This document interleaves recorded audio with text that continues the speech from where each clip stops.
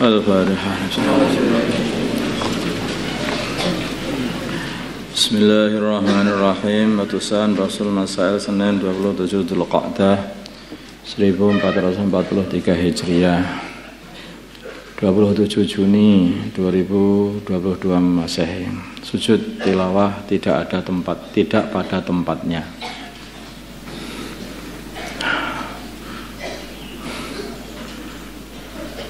Ini Toha adalah satu santri yang sangat sering mengulang-ulang hafalan dalam sholat. Saat ia sholat, ia kebetulan membaca surat yang di dalamnya ada ayat yang dianjurkan untuk sujud tilawah.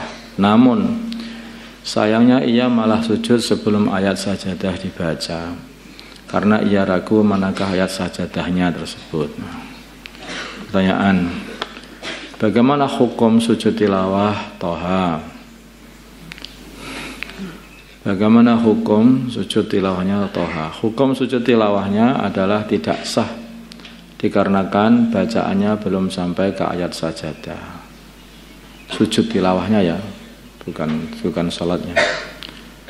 Kemudian bagaimana hukum sholatnya Toha? Sholatnya sah jika ia betul-betul tidak tahu bahwa apa yang ia kerjakan tersebut dapat membatalkan sholat. Jika diceker, sholatnya tidak sah, dibalik.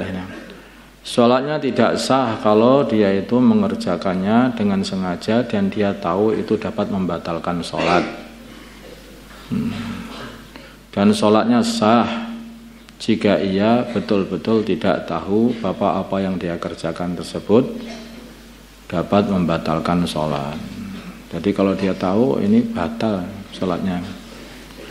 Tapi kalau dia tidak tahu, ya tidak batal sholatnya.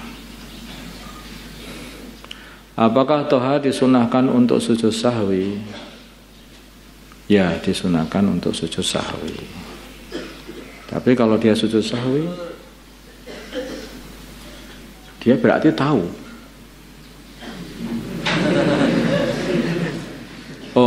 Nggak tahu kalau itu membatalkan sholat, maksudnya, paham dah?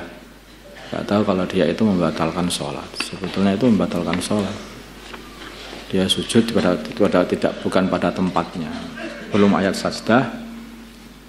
Ya lupa baca surat Al-Ikhlas terus sujud tilawah, itu loh, seumpamanya. Atau memang ayat itu ada seperti Alif Lam Mim sajdah itu ya. Tapi belum waktunya sujud tilawah sudah sujud tilawah dulu. Nah, seperti itu. Kalau dia tahu ini membatalkan sholat, ya dia batal sholatnya. Kalau tidak tahu, ya enggak batal. Tapi sekarang sudah tahu. Habis Basul Masail sudah tahu kan ini berarti.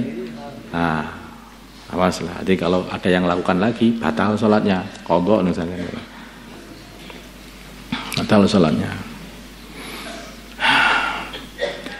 Panitia korban diberi bagian yang lebih banyak. Bagaimana hukum memberi bagian daging korban yang lebih banyak kepada panitia korban? Maksudnya pembagian daging. Ya. Diberi bagian dari pembagian daging kurban lebih banyak daripada panitia dari yang lain, maksudnya begitu. Nah, jawabnya boleh saja, karena pembagian daging kurban itu tidak harus sama, akan tetapi tergantung orang yang berkorban, dan pemberian daging tersebut bukan sebagai upah. Itu bukan upah. Ya tergantung orang yang berkorban, mau dikasih banyak atau sedikit terserah aja. Yang kepunyaannya yang korban ya sebetulnya itu. Dia itu bagi-bagi daging. Terus panitia menjual kulit hewan korban. Bagaimana hukum panitia korban menjual kulit korban? Atau ya orang yang berkorban menjual kulit korban itu saja. Pendapat yang mu'tamad tidak boleh dijual, karena itu bisa mengurangi binatang korban. Nanti binatang korbannya ketemu di akhirat, loh, enggak ada kulitnya. Lah kulitku mbok dol ngono lho. Hebat kalau sudah begitu bagaimana kamu? Makanya korban itu yang lengkap. Kemarin saja itu kuping bolong aja nggak boleh. Allahumma shalli ala sayyidina Muhammad wa ala sayyidina Muhammad sallallahu ala sayyidina Ibrahim wa ala sayyidina Ibrahim wa ala sayyidina Muhammad. Allahumma arham mad sayyidina Muhammad, Allahumma ighfir mad sayyidina Muhammad. Allahumma aslih mad sayyidina Muhammad, Allah alif baina qulubi mad sayyidina Muhammad, Allahumma ansur mad sayyidina Muhammad, Allahumma asim sultanan nasira. Sallallahu ala sayyidina Muhammadin nabiyil ummi wa ala alihi wasallam. Alhamdulillahi rabbil alamin.